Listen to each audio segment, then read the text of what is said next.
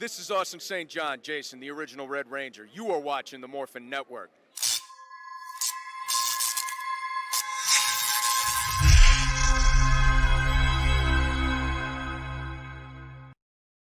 This Morphin Network video is sponsored by Ranger Stop Convention and Ranger Stop and Pop. Have you ever wanted to see all your favorite Power Rangers together in one epic convention? Go to Ranger Stop! Ranger Stop and Pop. March 5th to the 7th, 2021. Atlanta, Georgia.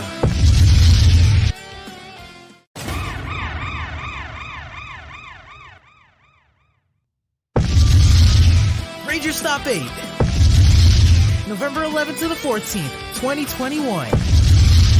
Orlando, Florida. Get your tickets now.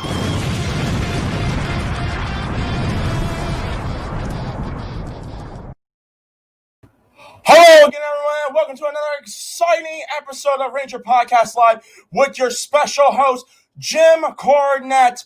And tonight, ladies and gentlemen, we will be discussing a brand new episode of Power Rangers Beast Morphers entitled Making Bad. An episode that I dub, although great, and I understand the circumstances that they have been put in, and I can appreciate everything that Hasbro has done. I must say one thing. The subplot could have been better, and if I was the booker, I would have had it where Goldar went to Earth 3 and mollywopped all of the Dino Charge Rangers, and clearly this is the culprit of one Vince Russo. You bum, you scumbag. How you have tampered with everything I love for the last time. You tampered with professional wrestling, and now you're tampering with Power Rangers. And I'm going to take this baseball bat, which should be my tennis racket, and I'm going to hit you, Vince Russo. You bum. Stay away from the things that I love, aside from my dog. Get that fake news out of here. I have had up to here with the shenanigans, and I am here to make Power Rangers great again. This is our capacity. Other than that, this episode was awesome. Stop it. Okay. He went all the way. Yeah, he did all the way away. I have a quick question. What did you guys get in your Ranger History 315 class? Well, I've been a fan since Mighty Morphin, and I even though I stepped out of the limelight around the Disney era, I came back to Beast Morphers, and I must say, I would probably, if you don't stop me, I would probably say that I got an A. Fake. The more lies you say, the more we put that on. I got a 104 on it because I did an extra credit assignment on interdimensional travel between the three Earths. But at least the four of us and Ravi and Blaze all took the class and passed it, unlike a certain rabbit. Anyways. There's my own in-universe reason for what happened there, but let's move on. Yeah, this is a great episode. So Power Ranger Podcast Live. I'm celebrating Halloween a little bit early, hence the reason why I am looking like Jim Cornette right here, except different tie. But yeah, and today we're going to be reviewing a brand new episode of Power Rangers Beast Morphers. Apparently, it's a special episode, which I ain't know. Making Bad. I'm Psycho Fox. That's Dagger Boy. This is Time Rider Zero. That's Quasar Red. And we are your hosts. Hopefully everyone's having a great day, and let's get started. So, real quick, how did everyone feel about this episode? I mean, clearly the three people in here who have seen this episode now 3 or 4 times, we have opinions. I'm going to go with TRZ because TRZ, this is the first time you've watched this episode. What's your thoughts? Go ahead. Well, I have to say I'm feeling pretty good about it. I think certain decisions from certain characters were not as good, but props to Ravi for being such a great Sherlock and not being what's it called? Thank God he's Sherlock Holmes and not Herlock Sholmes. All right then, Ryan. thoughts, man. I think you're probably the one who I know for a fact has opinions about it, but go ahead. Well, so I did watch the episode before it aired here in the US. Originally, I gave it a 7 because I'm like, I mean, it's great and all. You're doing stock footage, but it could have been done better. But rewatching it, and after finishing this whole season, I kind of appreciate it more and see how they're doing it. So I give props to Hasbro for doing this, because this is the first time you actually got real legit good, an actual good stock episode, like an episode that actually does like nostalgia, like good bit of nostalgia, and back to, like, we call those episodes like reminder episodes, filler. What? Yeah, filler. It's filler. Technically still kind of a filler, but even though it's part 2. Sorry. Part 2. But I liked it. So I originally had a low score for it, but I gave it a higher score after rewatching it. So I like this episode a lot. I like the episode a lot. There's only one thing I would change. And before anyone starts saying it, we understand some of y'all might have issues with the new voice dubbing. We'll get to that. We'll get to that in a minute. I have no problem with it. I have no problem with it after watching this episode like the third or fourth time. Like, okay, I get why they did it. I have no problem with it. Not like I did originally. But I do have one problem, and it's how the episode ended. But we'll talk about it in a minute. Kent, you came back. Evox did not take you all the way out. Go ahead. Sorry.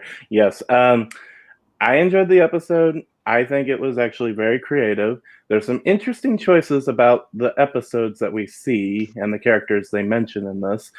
And while the dubbing is very distracting and can be pretty annoying at first, it's kind of like softened for me a bit. And I have also my own potential in-universe reason for why the dubbing is here. Canonically. Yes. Overall, like I said, I enjoyed this episode when it first came out, and I enjoy it now. Also, one funny thing I want to mention. When this episode first came was when we were doing the Mystic Force interviews, and it was very surprising to see them use footage of Peta from Mystic Force. I mean, she was very important to Korag's story, but the fact that they brought her in here, I just thought that was surprising. Rest in peace, Peta. Seeing Peta and Rob, for that matter, was like, it hit deep. It hit hard. And also shout out so that footage with Liambo, that actually was Chris Graham. He did. I actually asked him. He did come back. I have a question. Did Kerrigan Mahan come back for Goldar, or did they get someone else? Oh, they got someone else for that one. Someone else. They got Korag and they got Chris. Liambo, yeah. Yeah, and they got those are the only two return. If Kerrigan was mad about the 2017 movie, imagine what his reaction would be now. Well, that being said, guys, let's get started. So, the first 10 minutes of the episode, we don't get an intro. We are just seeing the best of characters, which is awesome. And Ryan had to leave. He had to go. I think he's probably going to the bathroom. Anyways, so we're back at the digital world. Evox and Skrulls are like, all right, look. Clearly, these Rangers got backup. We need more backup. And also, I found a way to bring back dead generals from the old Power Rangers. I got these diamonds, and what we're going to do is we're going to take the plot to Batman and Robin, where Mr. Freeze needs diamonds to activate his freeze cannon, and we're going to use these said diamonds to bring back dead villains. And so they're like, okay, which one should we bring back? Like, hey, what about Korag, the Dark Knight, the Wolf Knight? And you see all the footage of Korag whooping on Mystic Red, and it is Jeffrey Dolan. Shouts to our grab Daddy another drink. Shouts to our boy Jeffrey. And then what I love is that Roxy. Okay, that's cool and all, but guess what? In case you guys forgot, he babyface turned. And we didn't hear our boy Chris Graham as Liambo. Shouts to our boy Chris Graham. who's now a friend of ours, and it was awesome. I have to admit, this was really, really cool. I don't care about the dubbing of whatnot, but I do love that. And I'm like, okay, then who else should we get? How about Astronema? And I'm going to do this right now. Why don't we do this? Why don't we talk about all the plot that's going on with them deciding the villain, and then we do the subplot about Ravi and Thief-Tron. Okay. Sure. But I call them two different stories. I would like to say one thing, though, real quick. I love how at first Roxy was a huge fan of Astronema. Yeah, she was. I mean, it's Astronema. Come on now. No. What makes it really funny is, okay, first of all, you got the whole evil girlfriend thing. First from brainwash, then through cloning, which actually happened to Astronema in both In Space and Lost Galaxy, respectively. Oh, that's so poetic! I just realized that. But also, I love the way they change. I love the way they change. The way I let Kent get to that part.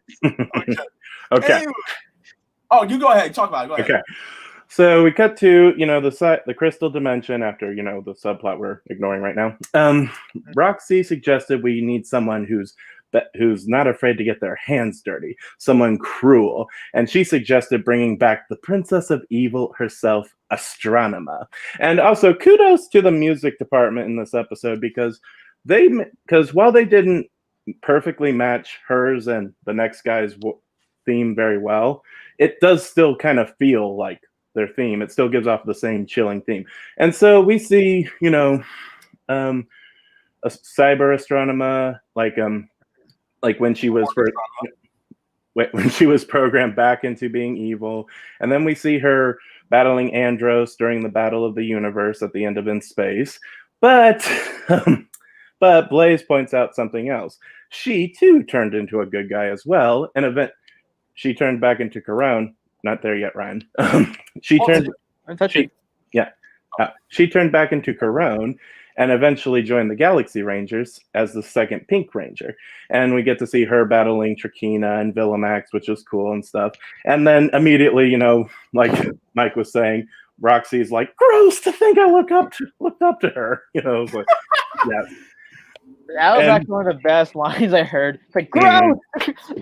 And then, Scrazzle suggested, why don't we bring back the baddest baddie of them all? And I love how the music, like the music for the scene, it drops and everyone just looks really terrified. Well, they're monsters, but they look terrified when Scrazzle suggested bringing back the one and only Lord Zed. And we get at which point I appreciate that some of these villains actually played the game Super Legends for the Nintendo DS, because for those of you who haven't played that game, the main villain was Grum with Lord Zed at his side, and then in the penultimate level he's like, by the way, Grum, I'm gonna betray you and be the real final villain. And they're like, yeah, no, let's not do that because he'll clearly betray Evox. I'm like, someone's been playing Super Legends. Yes, because Super Legends. Because they also are just like, okay, real talk. I mean, Zed's cool and all, but Honey Badger don't give a F. Like, he's going to betray you, and shows the footage of them blowing up the Machine Empire. And that was funny. And I also appreciate how they used footage of Lord Zed wailing it on Tommy, because that was the only time any Rangers ever actually fought Lord Zed, and Tommy lost that fight. No, actually, no, he didn't lose the fight. No, yeah, he did. No, he didn't. He narrowly escaped. He didn't beat Zed. He only weakened him just to get Kimberly out. He didn't really beat him. It's essentially, hey, pocket sand. And we both would. They both existent eyes. They both withdraw. So interesting to note is, yes, they did not they mentioned that Zed betrayed, blew up King Mondo and the royal house. So this is my in-universe theory for the dubbing and stuff. Also, the fact that Mystic Force's segment was slightly inaccurate, and the fact that they don't mention Zed turned good as well, is that it's most likely Scrozzle's records are either inaccurate or missing some details. That plays into my theory about the Dino Charge finale, and that just like these are incomplete, or just he doesn't have all the information needed, or like Zed, maybe him turning good was never made publicly, wasn't made aware to the rest of the universe, which is possible, because would Zed, how exactly would Zed and Rita remember? Oh yeah, we were the former emperors of evil. Yeah, except there's one small issue with your plan there, and that is that in Operation Overdrive, everyone knew that Lord Zed and Rita turned good. Rita became the Empress of good magic, and they had a son named Thrax who was somehow still evil, and he somehow had the staff. So somehow it ended up on Onyx. If I can throw my point, go ahead. Or maybe Zed turning good was Zed being the only one who Zed turning good was never made publicly aware. Rita turning good probably was, or either that, or Scrozzle just simply didn't know. If I can throw a theory in, keep in mind these are viruses. The viruses don't know too much about what's going on. And likely or not, Scrozzle and Evox's data were corrupt, considering the fact that they've been in the digital world for God knows how long. Their data files potentially got corrupt, just like a hard disk drive. And their base was destroyed last season, so that could have added to the corruption. They've had to switch out the SDD. Scrozzle's not a virus; he's a robot. That was said in season 1. Okay, fine, but Evox may have forgotten to switch his hard disk drive out with an SSD and got corrupted. Who knows? It's like when Billy jumped the grenade in season 3 of Power Rangers, so he could not become the Gold Ranger. One last thing before someone else takes over. So we see, Scrozzle's just like, yikes, those poor robots, and instantly, decides to not bring Zed back. Campbell. 2 scenes I think could have gone perfect with this moment. Either Scrozzle tosses the staff back into Ryjack's crate, and then somehow it unbounds and turns into the snake, or maybe Curio could be seen messing with the reanimizer, and it hits it, and it actually brings back Thrax instead. That is so funny. Yo. And everyone would be like, "You're not what we were wanting," and so they all go Scary Movie 3 on him, if they did with Simon. But yeah, or I could have taken a dark turn where when you said where he throws the staff back, it's like, oh no, it's got all the blue coolant of my ancestors on it. Izu and Jin died for our sins. No, or a better one would have been Scrozzle saying, "Oh, those poor robots! Forget this!" and snaps Zed's staff in half. That would have been funny. That could have played. This is for you, Gene. Oh my god! And so then the last 2 pieces of footage they look at are Psycho. First, our boy Psycho Red. It shows the majority of the scene of Psycho Red beating the brakes off of Andros because, let's just face it, in both In Space and in Mega Ranger, Psycho Red, or Ninja Red, beat the brakes off the Red Ranger. But then Roxy tells Blaze, it was Blaze's idea, because Robo Blaze, still has hatred for Devin because it's a robot. I don't know. I know they achieved singularity. I know they achieved singularity like the Hema Gears from Kamen Rider, but that's a different story. Robo Roxy's like, okay, here's the thing. Although a good idea, he was so obsessed, he got his butt kicked by 2 Red Rangers, and they show the scenes from Power Rangers and the To the 10th Power crossover and everything like that. Again, fantastic crossover. In my opinion, still one of the best crossovers of all time. I have 2 questions when they finish that scene, but I'm gonna let you finish the Psycho Red segment. Okay. So, all right, and then Blaze is like, okay, you're right. You know what? If we had all the data cards from the Psycho Rangers, maybe this would have worked or something like that. Which makes me wonder, how is Psycho Red's data card the only thing that survived? Yep, maybe. That's what I wanted to ask. No. It's like, I understand if they didn't have the Pink Ranger. because she's dead. She died. dead. She permagon. By the way, Valerie, we all love you. You're awesome. You're a real hero. But like the other 4 psychos, it would still help because they still got a red ranger, a blue ranger, a yellow ranger. They don't have a black ranger, but silver and gold could fill in that slot. So Go ahead, Ryan. Go ahead. Okay, so it was technically the cards do exist. It's in the past episode. It showed more cards in there, not just one.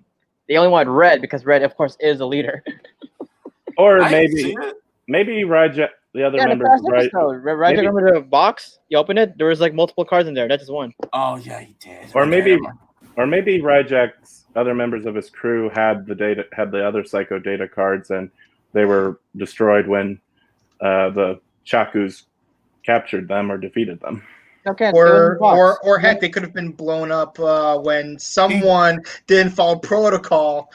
Ryan literally just said it was in the box. Yeah, right, you guys are not paying attention. He literally said it at least I 5 just said times. it's in the box, like the past episode when they were doing the Twitch. Like when you opened that, you can see more multiple cards. Anyways. But they only had enough diamonds to bring back one. Yeah, see, there you go. You only bring one diamond, you can get one. Yeah, that explains it. So there's that. But still, it's like, hey, if Psycho Red can guarantee results to lower the team size by 20%, why not do it?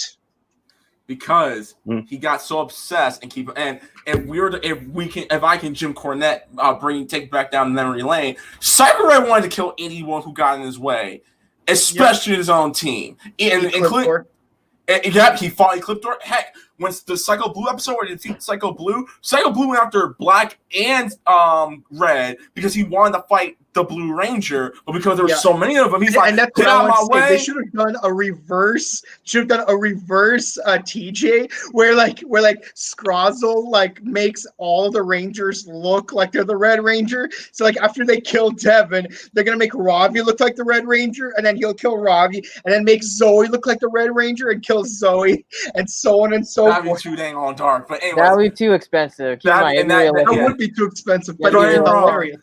That Transformers money could help. But not in this situation. And then we get to Evox, who comes back. She's like, okay, all y'all been wasting your time. I understand Poisondra's dead, but you gotta get over it. Wait, you didn't explain the fight. No, we're not there yet. Mm-hmm. And then he's like, I'm going to show you one that I'm bringing back. And he shows them a picture of the scenes from Goldar. Goldar beating up on the Mighty Morphin Rangers. And coincidentally, in case you guys don't know, Goldar never really lost a fight. Now, the Rangers got the upper hand, but they never really killed him or actually beat him. They just packet sand, and there you go. Go ahead. No. One thing. You go first. So they bring back Goldar Max. They'll bring out Goldar, but with the power of the diamonds, bring in Goldar Maximus, which is the more powerful version of Goldar. And then Goldar proceeded to kill Sledge because Sledge called him an antique. Yeah, so I like that part. That was the best part of the episode for me because when he legit destroyed Sledge single-handedly, oh shoot. He's like this antique? Screw this antique. Wait, hold up. I fought the original 5 Rangers and all other Rangers out there. Don't you dare disrespect me. Basically, I'm your elder. And he just shoots to pew-pewed him easily. I was like, oh damn. Yeah, that's Goldar. Watch, Sledge will be back in Dino Fury. That's Goldar. He will be back in Dino Fury. Anyways, so now let's get to subplot B. Yeah, and that is Thieftron. Thieftron? I don't know. Thieftron. Yeah. Robertron? Okay. Thieftron. I'm going to call him Lupontron. Fine, Lupintron. Fine, okay, go. Alright, Thieftron. So the second subplot, this is actually very rare. This is actually very rare. We actually haven't had this for a long time. 2 subplots on an episode. So there is a subplot if you remember, they want to get the diamonds, right, to resurrect one monster because they only have one left to resurrect one more. So there's a subplot where Scrozzle actually makes a monster called Thieftron to steal diamonds. And they try going by like what? By a letter alphabet again? Was it again? Yeah, they hit up every diamond store that goes down like A, B, C, and D. Alphabetically. Yeah. Basically, it's kind of like that one Grongi from Kuga that attacks swimming pools based on musical notes, where the first pool she attacks starts with a do, second one starts with a re, and then the third one starts with a mi, and so on and so forth. Okay. Yeah. So anyway, where was I? Okay, so it goes to the diamonds, and then you also did thanks a lot, guys. We didn't say anything. Yeah, but I was talking, and then you guys like anyway. My bad. So, now we go to B, but it gets stolen. So that's when Robbie, Detective Sherlock Rob Holmes, whatever we call him, Indian Sherlock Holmes. Sherlock Shaw. Sherlock Shaw. Goes in his British or New Yorker accent, like the diamonds. Or at least it's not Daniel Craig with his Savannah drawl. So you got the donut, and there's a hole, but turns out it's a donut hole with a hole inside it. It's a donut. Anyway, so Robbie finds out, like, hey, here's like we have a theory. They're going by A to alphabet order. So like the next one is D. I think it was D or C, if it was. D. And he was right. The next monster, the next jewelry store that was robbed was the next letter. But somehow you couldn't see it because like it was basically like in and out. So basically it was like no one robbed it. Then he proposed another theory, like the monster's invisible. So Nate gives him those invisible goggles, and it works. The thief drone actually has invisibility power, and they fight. They fight. Poisandra actually wants in the diamond hunt, so she actually comes in to fight because Poisandra. And actually, I love this too because in Dino Charge, Poisandra loves jewelry. That's why I actually like continuation from Dino Charge. Like there's episodes that she will legit keep jewelry, like steal jewelry, always blame Sledge. Like, why are you doing it to our wedding, Sledge? I'll say this: I would love to see Poisandra interact with Nadira back when she was still a heel.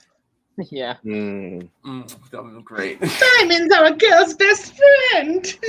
but anyway, so they need to distract the Rangers because they get the diamonds. So I think it was Blazer Roxburgh who tells Skrull to make a Robotron to distract the Rangers, right?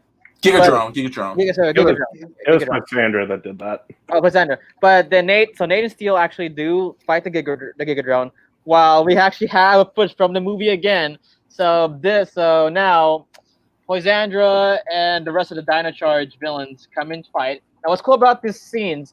These are from the movie, actual movie stock footage. And I love this attack here. I remember seeing this in the Kuyuja versus Go Busters movie. Thought it was cool, and it's great that they brought it over here. Yeah, so they fight, and sadly, this kind of proves it that hey Brandon, I much love you, but your Dino Charge team is kind of weak because this team legit manhandled them with pew-pews. So, my pew-pew is better than your pew-pew. Pew-pew. I don't know. Okay. Go ahead, but you forget Sentai rule number 72. Whenever a monster comes back from the dead, they become weaker unless they get a special power-up. Mike, I must just like say, there's not Sentai. There's Power Rangers logic now. Power Rangers follows the same rule. Whenever a monster comes back from the dead, they take him out in one episode. Like in this particular argument, in Beast Morphers, the entire season is how powerful is my pew-pew better than your pew-pew? So we can't mention Sentai. My pew-pew is better than your pew-pew. I'm gonna pew-pew you right now. Because the past episode, like legit, like freaking Brandon. Tyler went Super Saiyan Dino mode, Super mode. I mean, it's Battleizer. He can't even beat. He went Super Saiyan. Look, we're gonna keep this Dragon Ball Z reference train going on all episodes. Go ahead. He went Super Saiyan. He can't even beat Fury. Yet this team. Oh, all right. That was easy. keep in mind, these are teenagers. No, they're adults. They're adults. They're technically 18, so teenagers. Nate and Zoe, I can argue saying they are teenagers still, but come on now. Devin ain't going to school. He's going to college. It was confirmed by, they're still 18, 19, according to Chip Lynn. Oh, that's not that. Okay, they're old enough to vote. They're adults. Dino Charge cast are actually like adults. It was confirmed those are adult Rangers. So. Well, wait, in the show, in Dino Charge the show or after the show? In the show. You're adult. Okay. You're adult, but these are like fresh out of high school. like 18, 19-year-olds, 17. This whole thing of them beating Sledge's crew reminds me of how in Denzi Man they just that series ended. Well, our main villain is gone. We're not gonna bother. We're not gonna worry about it. And then the next team was left to clean up their mess. Yeah, she comes back. And what's funny, they legit that she legit left these villains. And then I could tell they're like, wait, what the heck? You're leaving your main villains, but they're like, all right, we take them over. And they just squash them. Right, legit, this is the way. This is the reason why I give it a higher score, because this just proves it. These Morphers teams are actually legit. They're actually now a top 5 strongest team of all. To be fair, in fairness, though, Ryan, they work for a government-funded organization that uses old Power Ranger tech to make brand new Power Ranger tech. Of course, they were going to be lit. And yet, someone could not be bothered to recap their Ranger history class. Zoe sleeping in class. Beast King. Which reminds me, going back just a smidge, I apologize. Go ahead. No, go ahead. Going back a little bit, when the first 3 times when they robbed a diamond place, someone asked the really dumb question, what would Sledge's monster want with diamonds? Evox. I have a sorry, Evox, my bad. Why? Okay, here's a question. Why would Grum want to steal some diamonds?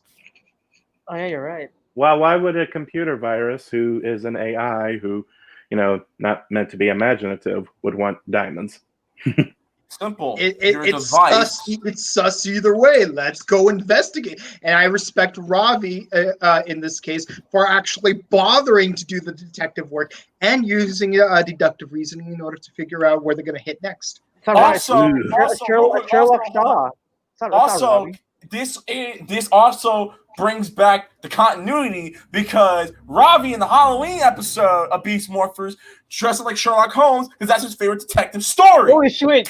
Continuity. But screw this. I gave you a 10 out of 10. I give a higher continuity score now. I I give give you a 10 out of 10. But Continuity. again, so everyone who wants to know why don't Power Rangers do continuity, they've been doing continuity since the beginning of Beast Morphers. Everything is canonical. Every piece being put together through and through. And I don't know what the hell. Chekhov's arsenal. I don't know what the hell Dr. K has to do with this, but if it's what I think it is, it's going to be lit. But I digress. Can we appreciate that he brought back Zoe's mom? Wait, they brought back Zoe's mom? Yeah, it's a reporter. She's their mom. Remember again? Oh, I forgot. Continuity. That's what I'm like, yeah. Again, you said it. Screw it. I give you a higher score now. Everyone's been asked for continuity in Power Rangers. Chekhov's barrage. Chekhov's barrage. Everyone's been asked for continuity. You got your continuity.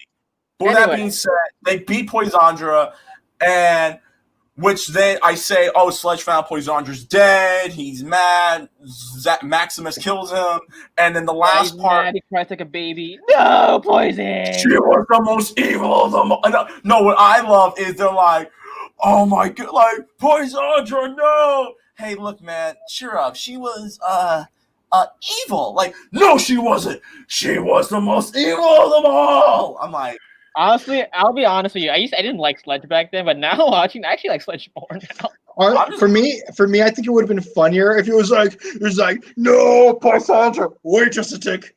I'm single again. Do me, yeah. Okay,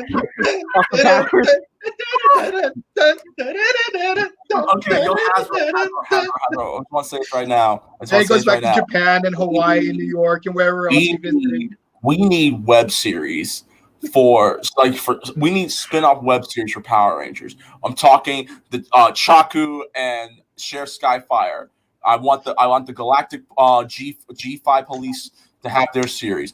I want Poisandra and Sledge. If you want to make it where they do vlogs together, like, we're on KO35.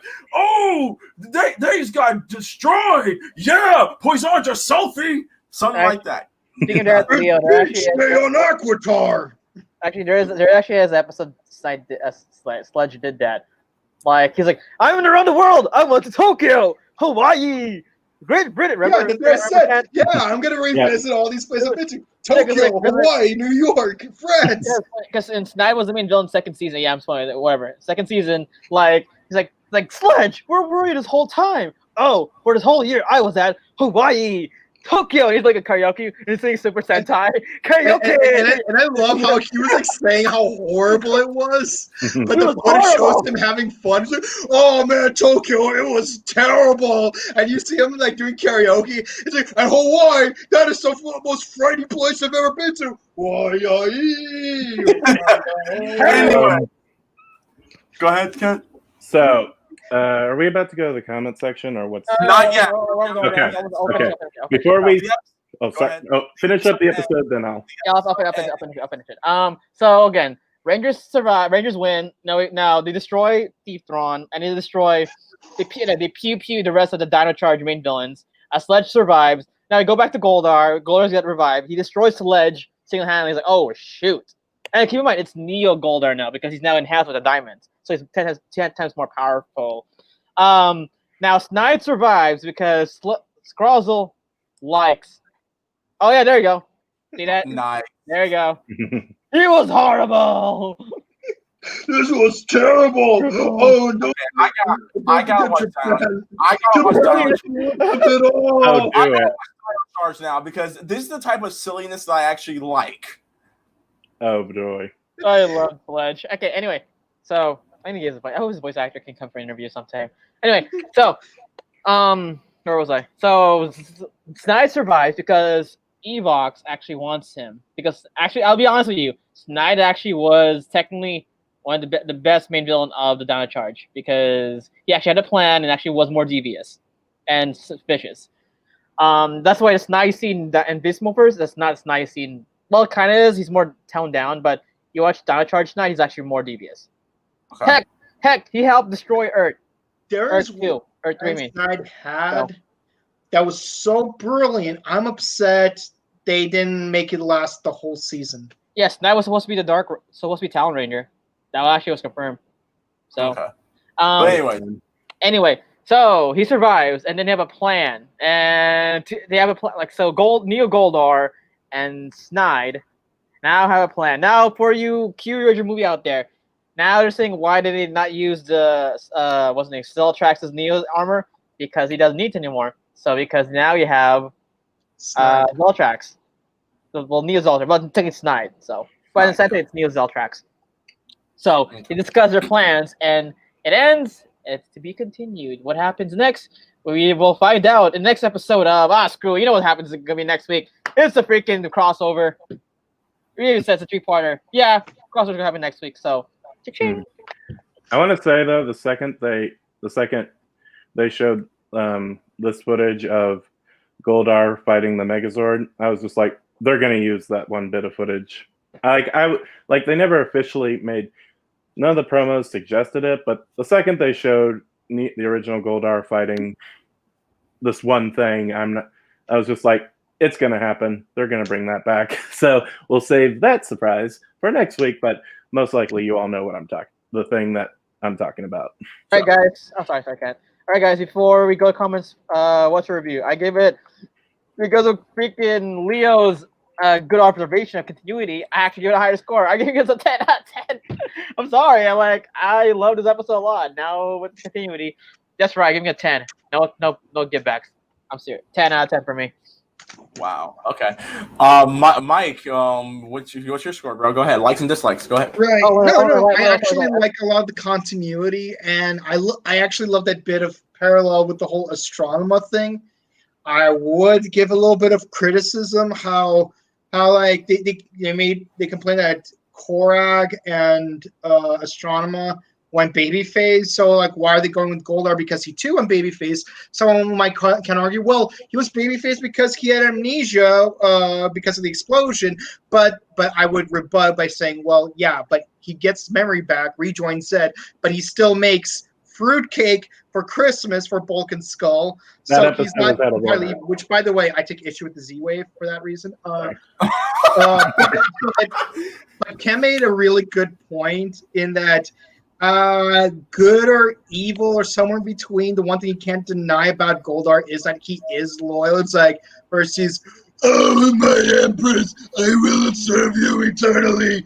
And then Mutiny Part 1, oh, hail my true leader, Goldar. No, it's just like, Lord Zed, "Oh, you're so wonderful. Thank you for my wings back."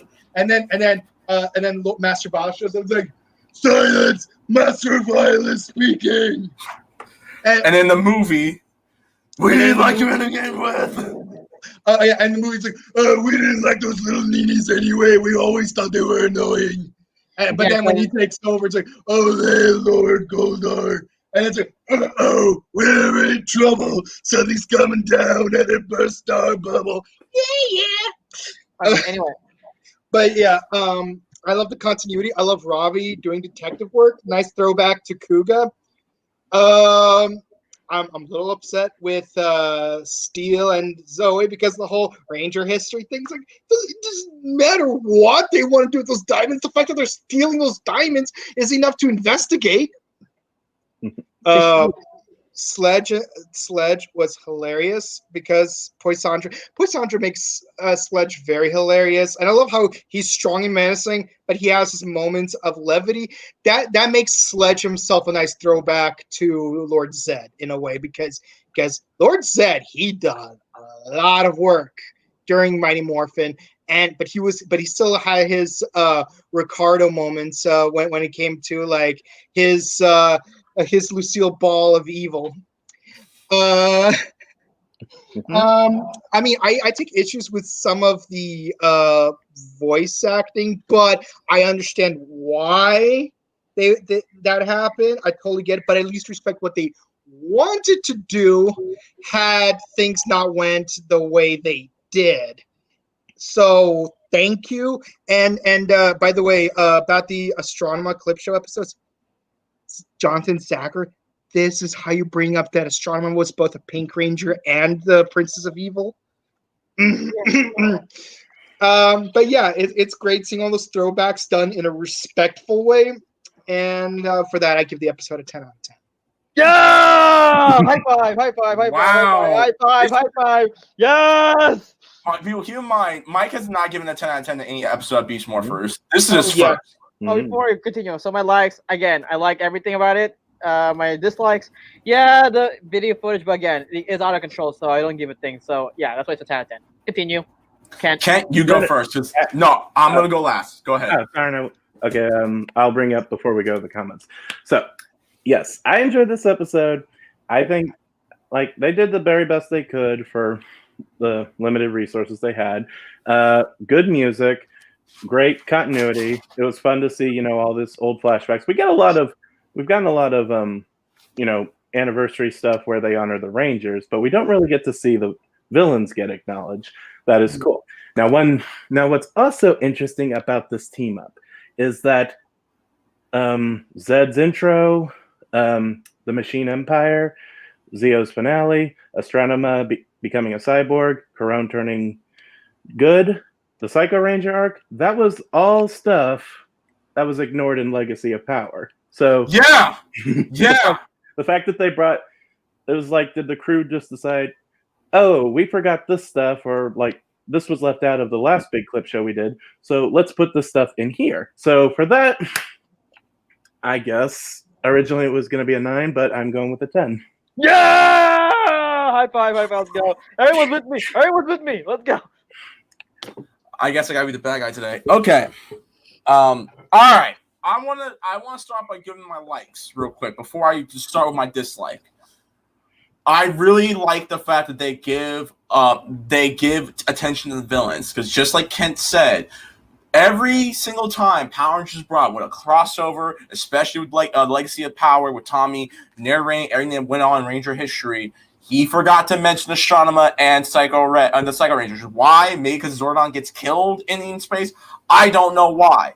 However, I do like that. I like they brought that up. I'm glad that Dolan and Graham came back as Liambo and Korak, respectively. I love that. I'm happy those guys came back. It was awesome to hear their voices again. I like the subplot. I do like the subplot.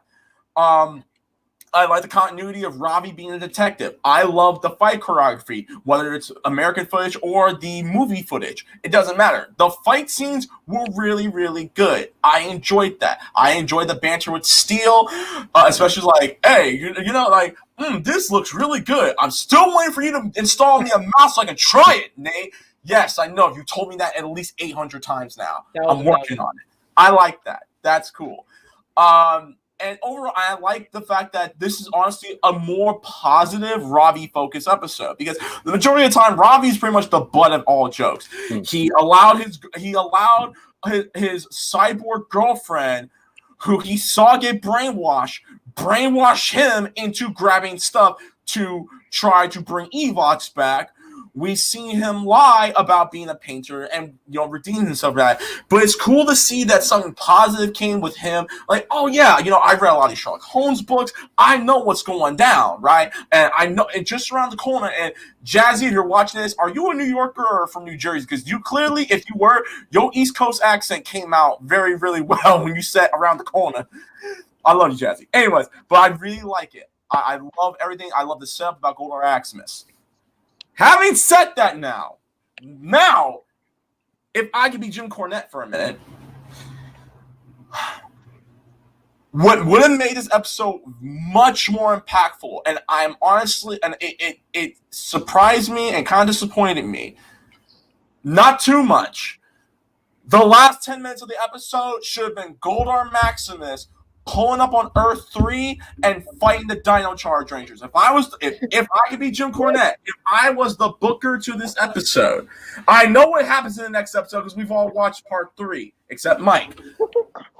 This they called it a special episode. This special episode should have been, okay, first, I'll give you this, first 5-7 minutes of the episode should have been focused on the Rangers, find out about the things, then you Tarantino it. And you have the monsters showcasing the villains of the Rangers past. After that, and when Goldar comes up, be like, I have a plan for you, Goldar. The next thing you should have seen was, meanwhile, on Earth 3 or Dino Charge World, that's when you see Coda flip out of the tree, get attacked, and all the monsters attacking the Dino Charge Rangers, and the episode should have ended with Tyler calling Earth 1 saying, y'all, get here fast. These dudes are fighting us flip mode style. I'm not tripping. And it should have been Goldar is back. I repeat, Goldar is back. Cut. If I was the booker, if you want to do something that was really, really, really surprising that we don't often see in Power Rangers, which would lead into the next episode, is an attack that will further affect the next week's episode and give the episode a lot more weight and have way more stakes. Again, in other words, suspense. Again, the three out of the four of us have already seen the entire movie, because I like to call it a movie, the short movie of the Grid Connection. We've all seen it. We've seen part 3. We know what happens, and part 3 is awesome. But that's what I would have done. You would have made it a lot more impactful, a lot more suspenseful. And when I think about it, after watching it 3 or 4 times, they should have ran with that. I don't know if there's like some Hasbro cut that's gonna come out next year, but I would have went with that. I mean, to argue with that, it's focused just on the villain. I know, and like I said, they did focus on the villains. Yeah, and like adding things I can't spoil anything, but that's really adding things to something in the future. I know, but at the end, because we now have Goldar Maximus, and they already know there's an Earth 3, because Snide comes from Earth 3, have it where the ending is Goldar Maximus pulling up on Earth 3 and wiping out the Dino Charge Rangers, with the final moments of the episode being Tyler calling Earth 1. Okay, Yes. legit. Yeah, I see where you're going with that. It's kind of like, it's like ending Dark Knight Rises, which is that scene of like it's zooming in on Alfred like at the diner and smiling. You don't even see Bruce. You just see Alfred smile, and then end credits. Exactly. Yeah. But having said that, and having seen the revelation of how this episode has continuity up the yin yang, skyrocketing, this episode went from a 7 to an 8. What? Into a 9 out of 10. Boo! Listen again. Listen, had they done what I just booked as Jim Cornette. Anyway, moving on. He's not for the Oh no, you don't Really? silence Jim Cornette. Come on now. We're the 10 Ain't club. Vince Russo. We're the 10 club now. Sorry, don't worry. We got this guy. This guy's better. This guy's better. Don't worry. This guy's way better. There you go. This guy's way better. Are you finished? Can I finish? Jeez, come on now. We're Star Wars fans. Anyways, so other than that, I like the episode. I said a lot of good things about it. Okay, but having said that, I think it would have been more impactful. That's what I'm saying. We're talking it just ended generically with Devin being like, oh, I gotta go practice for the tournament. No, that's a generic ending. Yeah. And you yourself, Ryan, on multiple times, you don't want more generic endings. That's why I said that.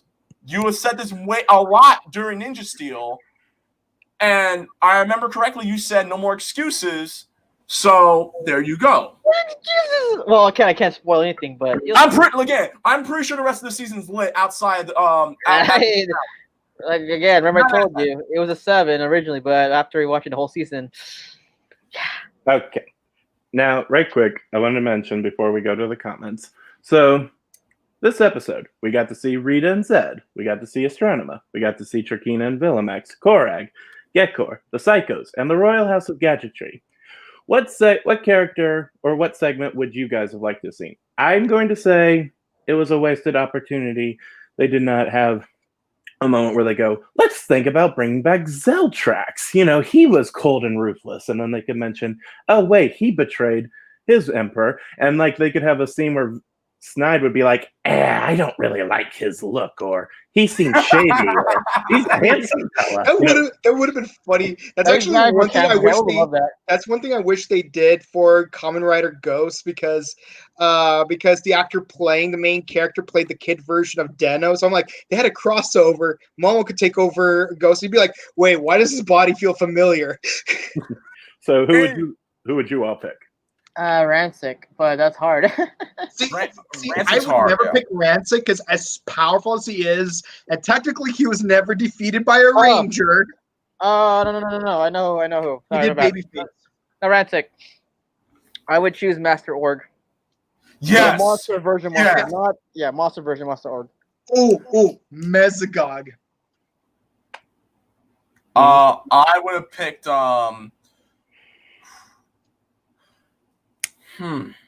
Daishi.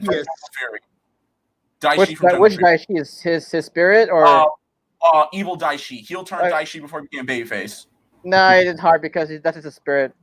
Because he's technically still alive. He's just trapped in a ball.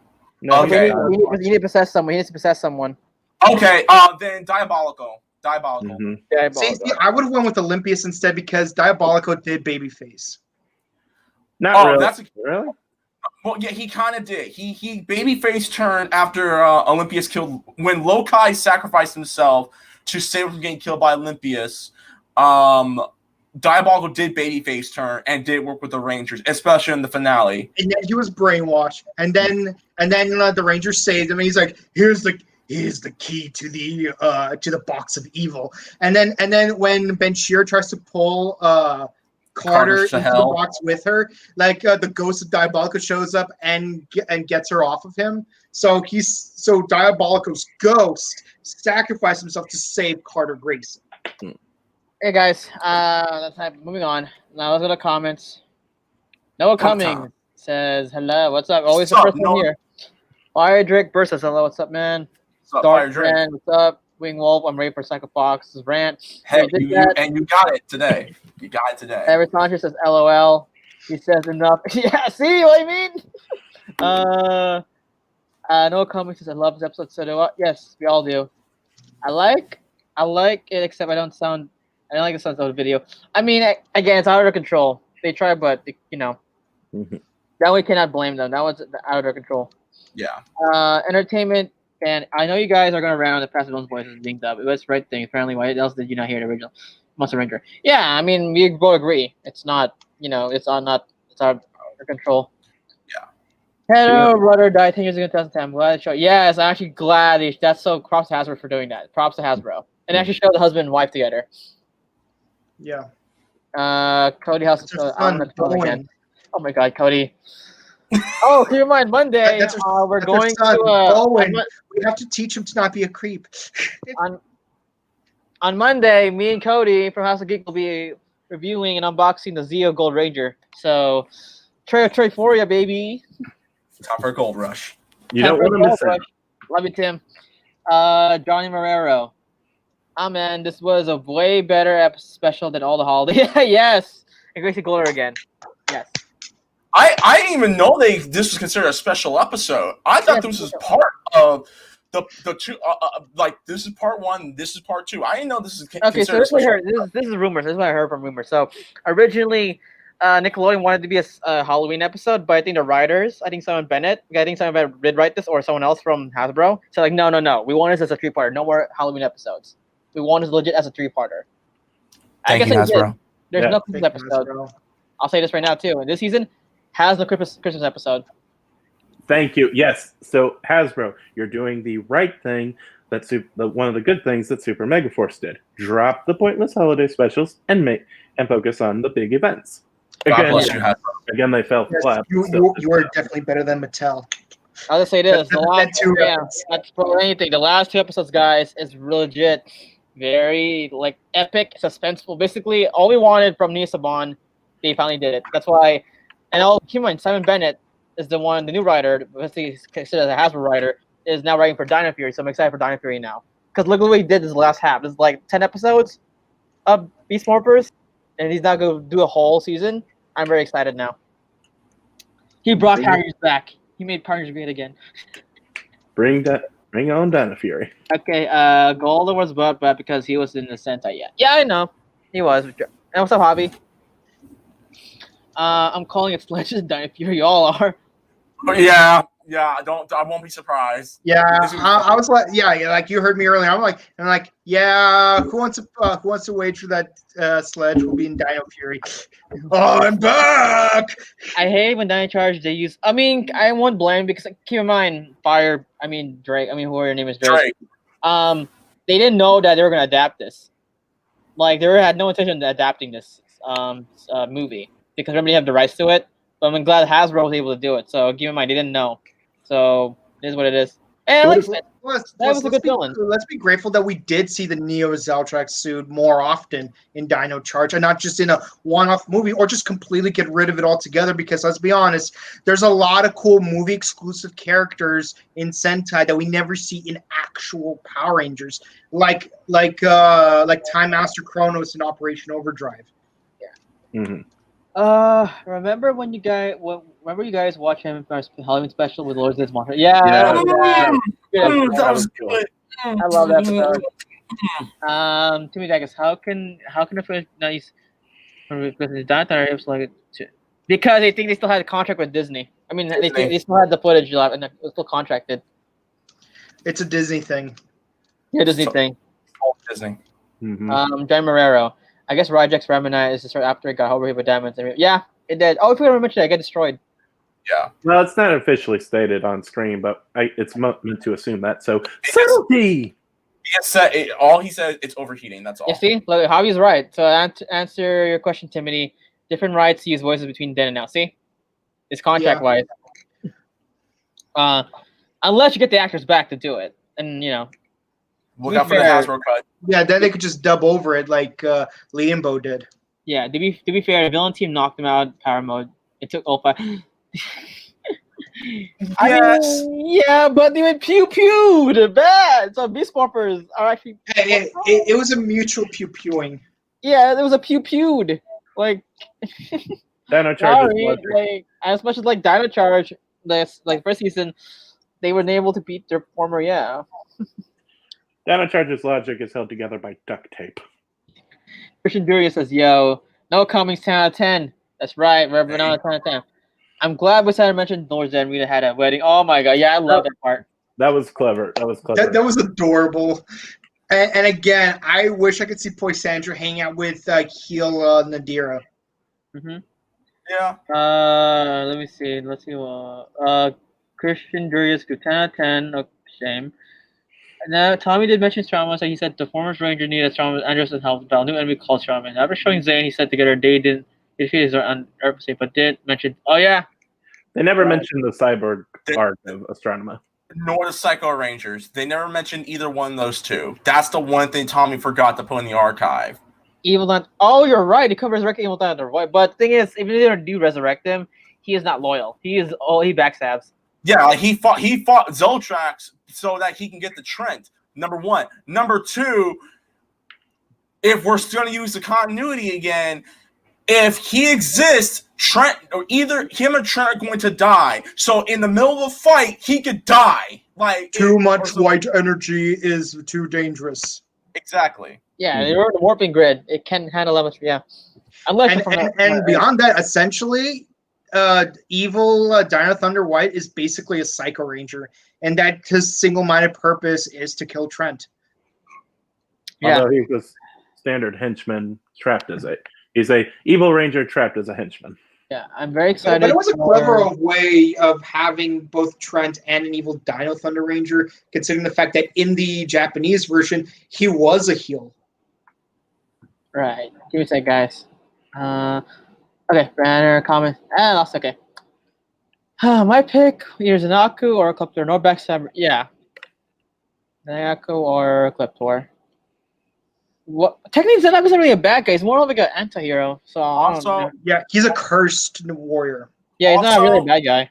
Also, Zanaku's with Merrick. He's Merrick's Stan. Shouts out to JoJo Bizarre fans. He's Merrick's. And also, Ecliptor's loyalty is exclusively with Astronema, aka Corone, which means that if he knew that Corone was now technically a ranger, he would never go back to the side of evil. Yeah, and Ecliptor technically turned good. It's just he got brainwashed. That's why I actually cried when Ecliptor died. But I appreciate that despite being brainwashed, he still had his adoration for Astronema when Andros killed her. Your own sister! Your own sister! That was an awesome villain. Beat Heckle. Yes. I'm with Psycho. Box on this one. Thank you. No! Thank but the same. Really hoping Gold Max is supposed to be made as a figure. I could see it happening. I would love that. They're gonna do it. I would love that. I would love Goldar Maximus with Snide. I wish we got that more. Yeah, I mean, let's see as we guess. Now, guys. So next updates. Unfortunately, we don't have any interviews so far. So sorry, guys. We tried, but maybe soon. Tune in Monday as me and Cody from Cody House of Geeks will do an unboxing of Zeo Gold Ranger tray after for you, and we'll be giving another. We have 2 more of these. Another Ranger 7 Pop Pass. And on Wednesday, of course, Kent's Santa Hero Special, and Thursday, these two's time Rider Time podcast, and finally on Saturday, kabam! What we've been waiting for. Mm-hmm. What we have been waiting for. Yes, I made a banner. I made a banner. I cannot wait. I am. Look, y'all, I'm excited to talk about this special. I'm so excited. This is by far one of my favorite episodes of Power Rangers. I'm saying it right now, one of my favorite episodes. It is my favorite episode of Beast Morphers. Beast Morphers. But if I had to rank this like in a top 10, I would put it like number 9. Or number 8. Number 8 between those two. For me, it breaks top 5. I'm brave enough to say it broke my top 5. Top 5. Cool. I'm just gonna wait till next week and see it myself. Yeah, I gave you the link, bro. We gave you the link. Just watch it. We gave you the link. You don't have to. Look, man, I'm probably gonna be awake at 5 a.m. anyways, like I was this week and the week before. Just watch the episode. Anyway, guys. I got Kamen Rider to watch. I only have 1 episode of Sky Rider left. Just watch this episode. It's only 22 minutes. That's it for Podcast Live, guys. Thank you guys so much for watching today's episode. We're gonna go around. Kent, where can the people find you on social media? Go ahead. Instagram, Brown_K, QR Ranger Book. Where can we find you, Dagger Boy? Instagram, DanceBoy247. And please follow us on Instagram, YouTube, Facebook, Instagram, and Twitter at Morphin Network. All right, then. Mike, where can they find you? You can find me on Twitch at twitch.tv/BokenKabuto, and you can find me on Instagram at Corona_just_cosplay. Fox, where can they find you? I am so sick of that damn picture. Every time, okay? You can find There's only me, one. I'm joking. There's only one thing you could do to break that curse. Yeah, You know what that is. I'm gonna make an announcement. It's happening. I am working on it right now. It's happening, okay? huh? You can do it right now. No. Do you want You're live? right, No? too. No, I need to know the moves. I gotta redo them. Okay, but it's coming. Okay, it might come for Thanksgiving. Okay, yeah, it's a nice Thanksgiving gift for you guys. Thanksgiving. Look out for a very special Thanksgiving video for Morphin Network, and that's me doing the ninja dance. Okay, are you happy now? Good. Yeah, do it too. Like the sense of hose too. See that? Anyways, you can find me. Give me a second. There. You can find me, Jim Cornette, on. You can't do it, Fox. You can find me on Twitter, on Jim Cornette on Twitter and Instagram at @the_Reckless_Fox. Find me on YouTube, Reckless_Fox. And you find all my latest game content on twitch.tv/RecklessFox. If you want more content, myself and Mike here. We do our own podcast every weekend. The Struggle Gaming Podcast. Follow us on SoundCloud, Google Podcasts, and Spotify at the Struggle Gaming Podcast. There we go. Without further ado, guys, thank you so much for coming by. We greatly appreciate it. Wait till next week. We will. Okay, cool. Till next week. This episode. I didn't do anything. I didn't believe it. How did you take it back? I haven't said I'm the headmaster. Remember, you can't delete it forever, dude. Okay, guys, we'll see y'all later. Bye, guys. Bye. Wave gently. Wave gently. Hit the outro. Yeah. Charlie, hit the outro. Charlie, hit the outro.